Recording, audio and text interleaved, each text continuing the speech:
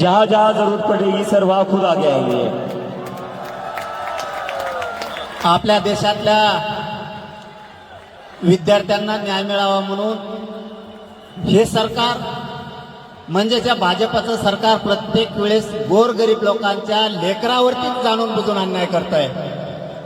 जर यापुढच्या काळात कधी सरकारकडून जर आता हल्ला विद्यार्थ्यांवरती करण्याचा प्रयोग जर सरकारने केला, यांचा महाराष्ट्रासह राज्यात फिरणं पूर्ण बंद होणार आणि यांचा माज उतरवल्याशिवाय आम्ही शांत बसणार नाही। सर ने जो कहा है वो ये कि ये जो सरकार है, बीजेपी की जो सरकार है, वो बस गरीबों के बच्चों के ऊपर हमला करती है और इसके बाद अगर स्टूडेंट्स पर हाथ उठाया तो जितने भी बीजेपी के लीडर्स हैं उनको महाराष्ट्र में घूमने नहीं देंगे मनोज जरांगे सर, ऐसा सर ने कहा। अरे सगळं मेळच पांगायला, मी मराठीत बोलायलो होते, हिंदी सांगायले, मला हिंदी येत नाही तेव्हाच प्रॉब्लेम आहे। अरे मग हिंदी जर बोललो ना तुमचं आहे ते ध्यानातून हिंदी जायची तुमच्या बी। नको व्हायला मला खरंच नाही बोलत नाही। मी फक्त शेवटचा वाक्यात सांगतो,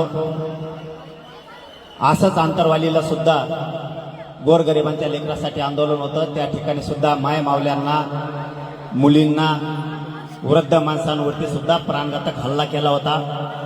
या सरकारनं आमच्यावरतीही गोळ्या घातल्या होत्या। फक्त माझी सगळ्या विद्यार्थ्यांना एक विनंती राहील, तुम्ही ही जागा सोडू नका।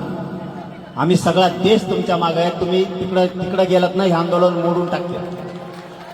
शांततेच्या आंदोलनात एवढी ताकद आहे ते आम्ही सिद्ध करून दाखवलंय। आम्ही सुद्धा तुमच्या सोबत आहेत, ही जागा फक्त सोडू नका। सरकारला आपण निवडून दिलेलं आहे, आपण आपल्या मायबापांना यांना मतदान केलंय, आपल्या गावकऱ्यांनी यांना मतदान केलंय, आपल्या जिल्ह्यानं तालुक्यानं यांना मतदान केलंय, परंतु हेच आज आपल्या विद्यार्थ्यांवरती, लेकरा बाळावरती उलटले। यांना उलट करायची ताकद या विद्यार्थ्यात आणि या राज्यातल्या गोरगरीब जनतेत आहे, हे यांच्या लक्षात नाहीये। परंतु या पुढच्या काळात जर तुम्हाला कुठं धक्का लागला तर आम्ही सगळे तुमच्या सोबत आहेत, सोनमच्या सोबत आहेत, आपल्या अभिजित भैयांच्या सोबत आहेत, सगळा राज्य आणि देश तुमच्या पाठीशी। एवढाच शब्द देतो आणि थांबतो। धन्यवाद सगळ्यांना, जय शिव।